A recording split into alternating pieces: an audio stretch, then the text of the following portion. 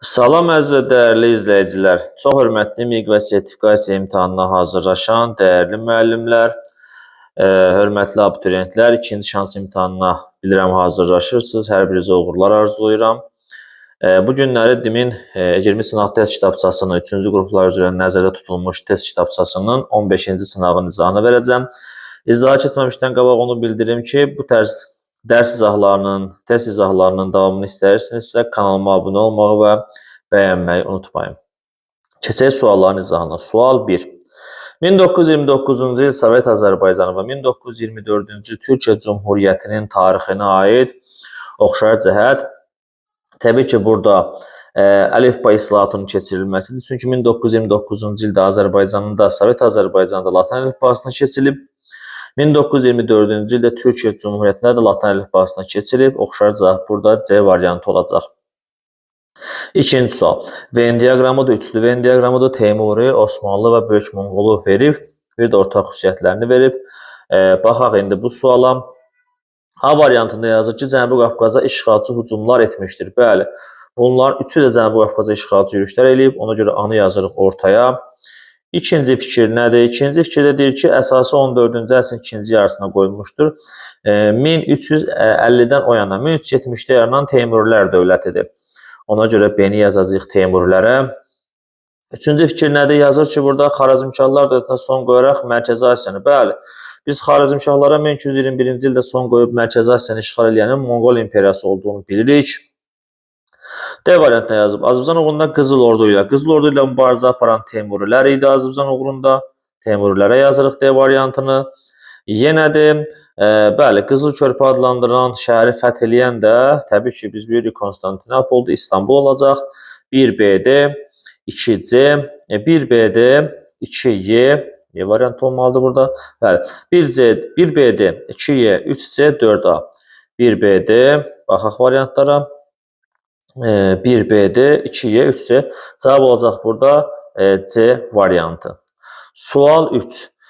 İkinci Göytürk xaqanlığına aiddir. Biz bildik ki, ikinci Göytürk xaqanlığı nə vaxt mövcud olub uşaqlar? 682-ci ildən 744-cü ilə qədər.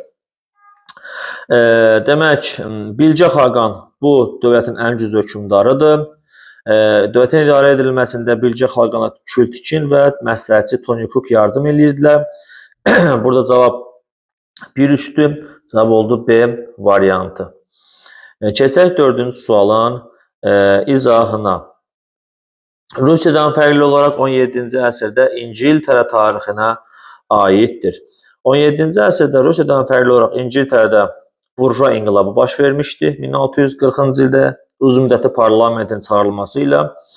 Bir də Rusiyadan fərqli olaraq İngiltərə 17-ci əsrdə parlamentli monarxiyaya çevrilmişdi. 1689 hüquqlar haqqında bir sənədinin qəbul edilməsi ilə. Cavab oldu burada 2-5, yəni D variantı. Sual 5. Səbəb-nəticə əlaqələrinin doğru göstərildiyi variantı müəyyən eləməliyik. Biz burada biraz bunu aşağı indirim.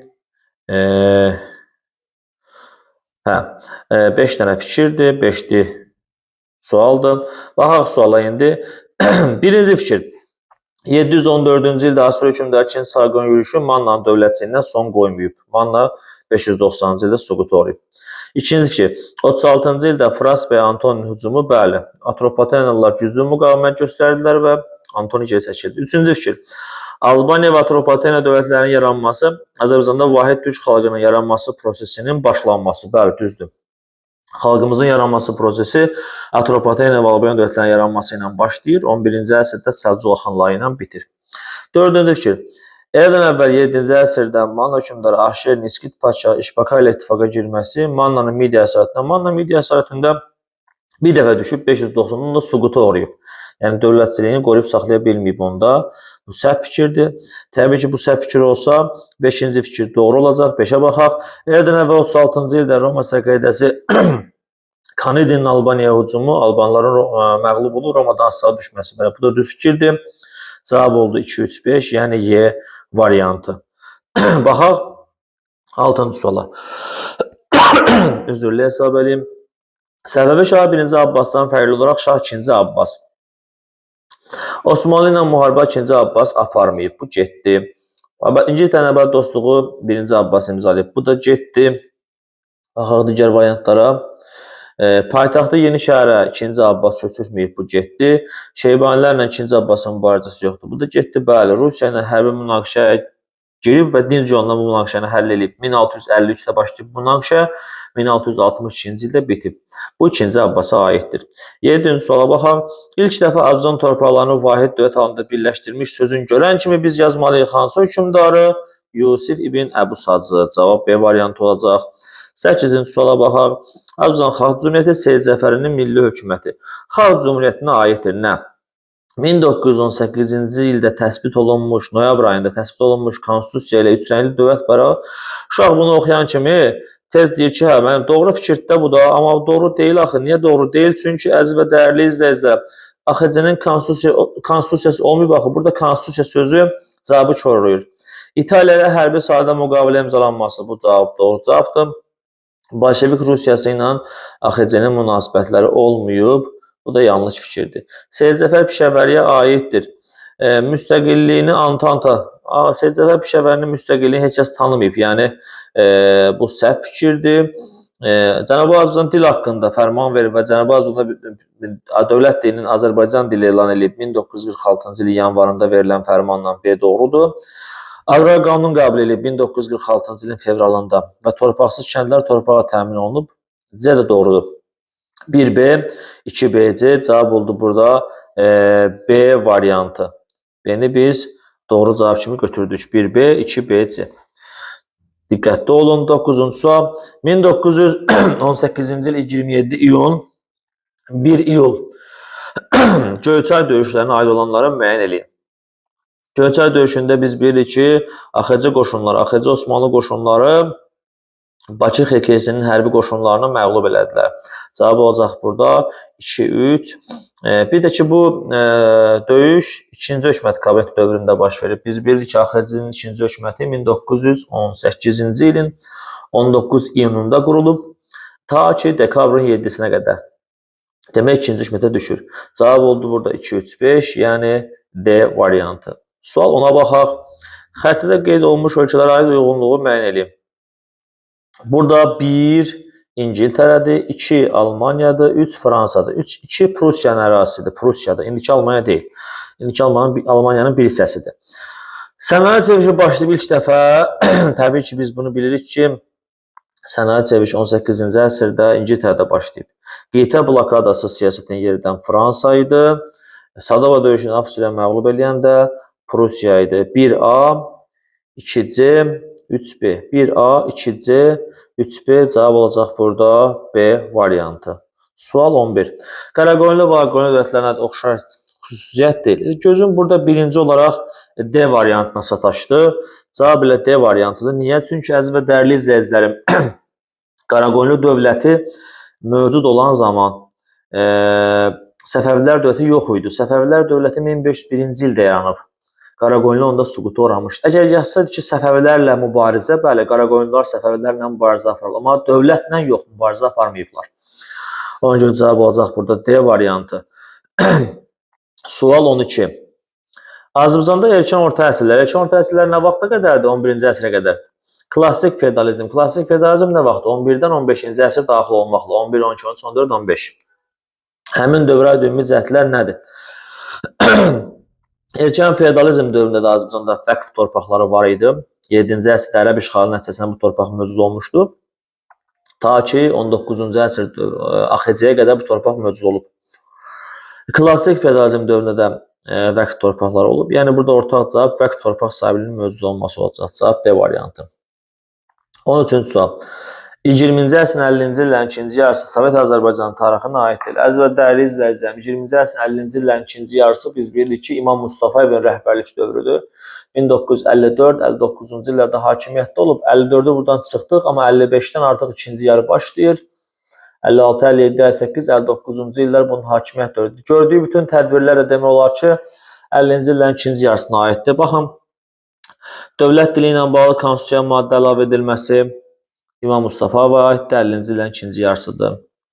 Bakı şəhərinin Moskvaya birləşdirilməsi planını pozması İmam Mustafayevdir. Millətçilikdə günahlandırılıb hakimiyyətdən getməsi İmam Mustafayevdir. ASTV-nin fəaliyyətə başlaması 1956 İmam Mustafayevdir. Novruz bayramının bahar bayramı kimi qeyd edilməsi məsələsi Vəli Axundova aiddir. 60-cı illərdir bu, 50-ci illərə aid deyil. Cavab olacaq burada Y variantı. 14-cü sual. Uyğunluğu müəyyən eləyin. Baş vəziri verib, dini idarələr səhvdir. Baş vəzir Osmanlıda ikinci şəxs idi. 2 doğrudur. Əmir Əl-Ümara Dehli Sultanlığında belə şəxs olmayıb. Ağqoyunlu, Qaraqoyunludadır. Və Səfəvilərdədir ordu komandanı.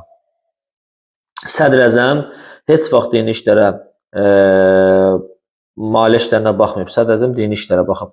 Dini idarələrə başçılıq etməsi 5 də doğru. Cavab 2-5, yəni D variantı. 15-ci sual. Xəritədə ərazilər verib. Onlara uyğunluğu müəyyən eləyəcək. Vətən müharibəsinin gedişində cəbhə bölgəsindən kənarda yerləşsə də, Ermənistanın ballistik raketlərlə hücumundan məruz qalmışdı. Bu, D variantının verildiyi D variantı təqribən Gəncə şəhərinə düşür. Gəncə şəhəridir. Bir də C. D-C. Sərəqəli yazaq. D. Üzürlü hesab edin. D-C. Bu fikir D-C-yə, yəni Gəncə ilə C variantı təqribən düşür. Mingəçevir tərəf, Tərtər tərəfə falan düşür. Bunlara ballistik raketlərlə ermənilər hücum ediblər. Azad edildiyi gün zəfər günü təbii Şuşadır. Şuşa da burada yerləşir. A-da. A Şuşadır. 2023-cü il lokal terror əməliyyatları nəticəsində separatçı rejim ləğv olunmuşdu. Bu da Xankəndiyə aiddir. Xankənddə yerləşir. Bilirsiniz ki, B-də. Cavab indi nə oldu burada? 1DC, 2A, 3B. 1CD, 2A, 3B, yəni A variantı olacaq cavab. 16-cı suala indi baxırıq biz. Soyuq müharibə dövrünə aiddir. Əzizlərim, soyuq müharibə dövrü bilirsiniz ki, 1946-1991-ci illərə əhatə edir. Səsimə görə üzürlü hesab edin, çünki biraz soyuqlanmışam deyə öskürürəm, sizə narahat edirəm, üzürlü hesab edin. Soyuq müharibə dövrünə aiddir. Lend-Liz qanunu 41-də verilib, soyuq müharibə aid deyil. Qış müharibəsinin baş verməsi. Qış müharibəsi 39-40-cı illərdir. Bu da dünya müharibəsi dövrüdür. ABŞ-ın atom bombası zərbəsi Yaponiyaya, bu da 2-ci dünya müharibəsinə aiddir. Cavab qaldı avtomatik 4-5, heç oxumuram. Cavab 4-5, C variantı olacaq. Bir də oxuyum. Fransanın Əlcəzairdə dinc əhaliyə qarşı soyqırım törətməsi 1958-dən başlayır. Əlcəzair məsələsi. Son tutuşma SSR-nin Əfqanistana qoşun etməsi də 1979-cu ildir. Soyuq müharibə dövrüdür. Keçək 17-ci sual izahını. Birinci Dünya müharibəsindən fərqli olaraq, İkinci Dünya müharibəsində Şimali Azərbaycanda. Birinci Dünya müharibəsində yox, İkinci Dünya müharibəsində olan fikri bizdən soruşur. Bəli, Azərbaycanlılar partisan hərəkatında İkinci Dünya müharibəsində iştirak ediblər. Birdə yoxdur belə şey. Hər iki müharibədə rəqabət meydanına çevrilib Azərbaycan. 2 səhvdir, ortaq cavabdır. Bizdən sırf İkinci Dünya müharibəsini soruşur. Üçüncü fikrə baxaq. Bura xət düşüb. Üçüncü fikrə baxaq. Qadınlar cəbhədə qəhrəmanlıq göstərərək, bəli, bu 2-ci Dünya müharibəsinə aiddir. 1-ci Dünya müharibəsində belə şey yoxdur. 2-ci Dünya müharibəsində Ziba Qaniyeva var, Züleyxa Seyidməmmədova var. Bunlar qadın qəhrəmanlarımızdır. Ermənilər tərəfindən Azərbaycanlılara qarşı soyqırım siyasəti 1-ci Dünya müharibəsində var dövründə. Məsələn, Urmu bəlası var. Mart soyqırımı var. Amma 2-ci Dünya müharibəsində belə şey yoxdur. 4 də səhvdir. Qələbənin əldə olunmasında Azərbaycan alimlərinin kəşflərinin önəmli rol oynaması 2-ci Dünya müharibəsinə aiddir. Məmmədəli Hüseynov, daha doğrusu Yusif Məmmədəliyev Azərbaycanda yüksək oktanlı benzin kəşf etdi. Bu benzin Rusiya Sovet qoşunlarının qələbə qazanmasında çox mühüm rol oynadı. Ağır qış döyüşlərində qalibiyyətdə mühüm rol oynadı. 2-ci Dünya müharibəsinə aiddir. Cavab oldu burada 1-3-5, C variantı. 18-ci sual. Xəritədə ulduzla qeyd olunmuş dövlətin 6-cı əsr tarixini bizdən soruşur. 6-cı əsr tarixini. Həmin dövlət də ki, görürsünüz ki, burada Bizans dövlətidir. Bizansın xüsusiyyətlərini oxuyacaq indi. 6-cı əsrdə bəli Sasanilər aramsız müharibə aparıblar. 6-cı əsrdə ərəblər mövcud deyil. 6-cı əsr bəli Justinian burada hakimiyyətdə olub. 527-565-ci illərdə Bizansın ən qüdrətli dövrüdür. Sərbçilər 13-cü əsrdə Bizansa hücum edib. Justinian məcəlləsi bəli Justinianın dövrüdür. Cavab 1-3-5, yəni Y variantı. 19-cu sual.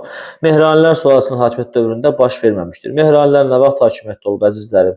630-705-ci illərdə.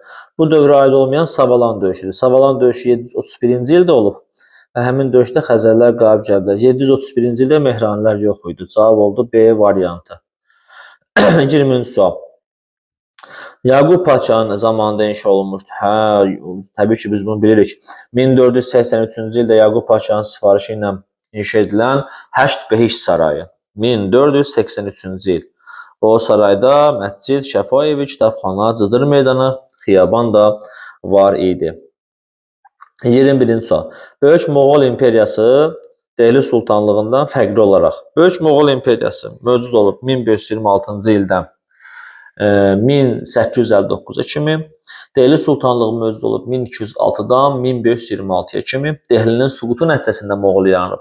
Və Moğol Dehlidən fərqli olaraq dünyəvi dövlət idi, dini deyildi və hindlilərə burada vəzifə verilməsinə icazə verilirdi. Təbii ki, cavablarda bu cavablar yoxdur, amma belə bir dənə cavab var. Bəli, Moğol imperiyası Dehlidən fərqli olaraq Osmanlı və Səfəvilərlə dostluq münasibətləri saxlayıb.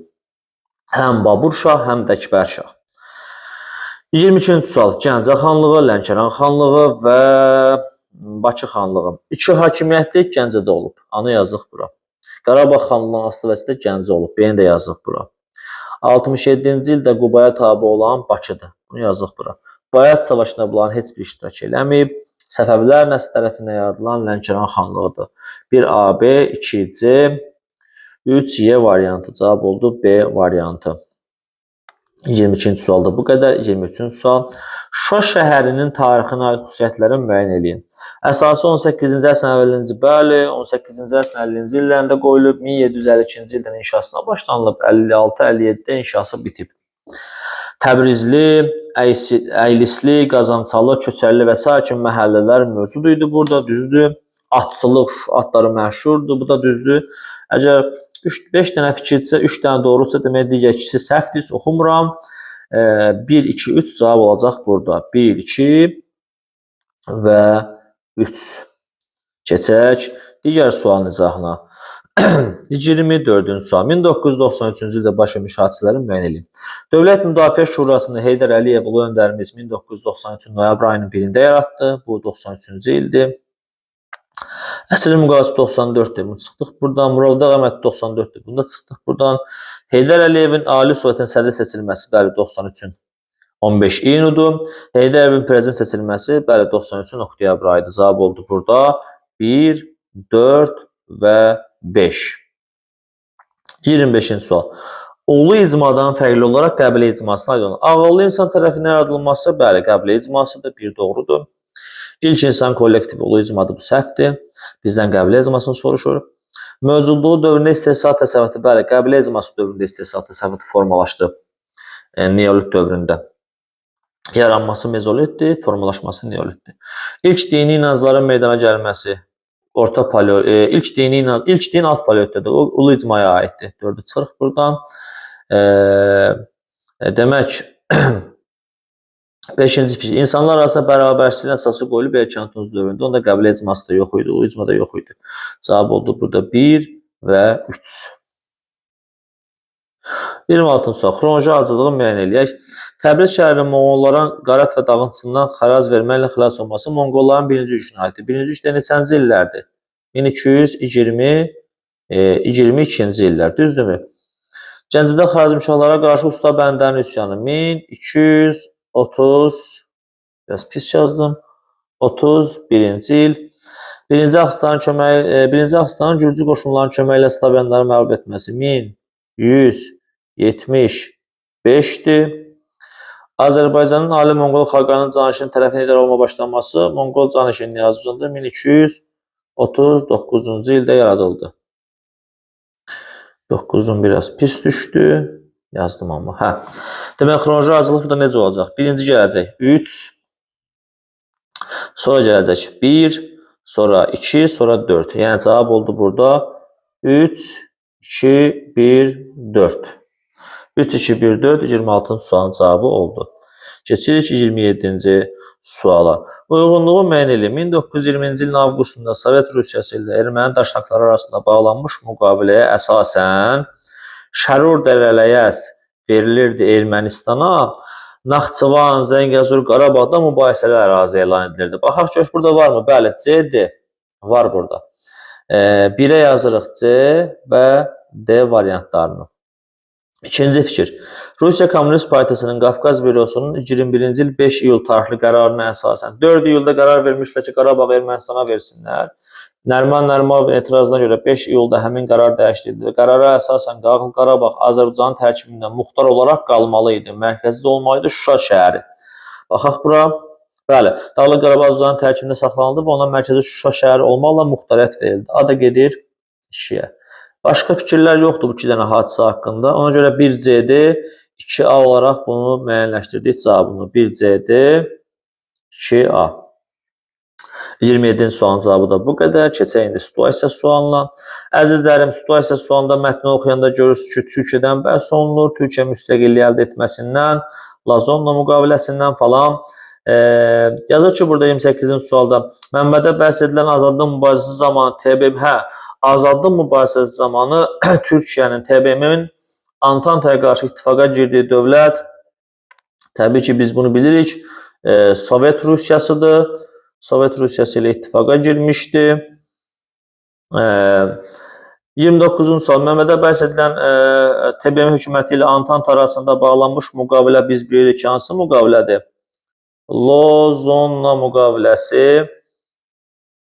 Bu müqavilənin Türkiyə üçün mühüm siyasi nəticəsini yazın. Türkiyənin ərazi bütövlüyü 1. Türkiyənin ərazi bütövlüyü və sərhədlərə müstəqilliyi tanındı. 2. Mudros və Sevr müqavilələri ləğv edildi. Türkiyə üçün faciəli olan həmin o müqavilələr ləğv edildi. Lozanna müqaviləsinə əsasən. 28-ci sualın cavabı da budur. 29-cu sualın daha doğrusu cavabı budur. 30-cu sual. Məmmədə bəhs edilən yeni dövlətin yarandığı ilk illərdə, yəni Türkiyə Cumhuriyyətinin yarandığı ilk illərdə həyata keçirilmiş mədəni tədbirləri qeyd edin. Məsələn, Latın əlifbasına keçildi, Avropa təhsilinə keçildi, Vəqflər Nazirliyi, Şəriət Nazirliyi ləğv edildi, mədrəsələr bağlandı. Bunlar görülən mədəni tədbirlər idi ilk illərdə. Əziz və dəyərli izləyicilər, 30-cu sualın cavabı bu qədər. Diqqətinizə görə minnətdaram. İnşallah ki, bu sizin üçün faydalı olacaq və daha da yaxşı sualları dərk edəcəksiniz. Çox sağ olun, minnətdaram.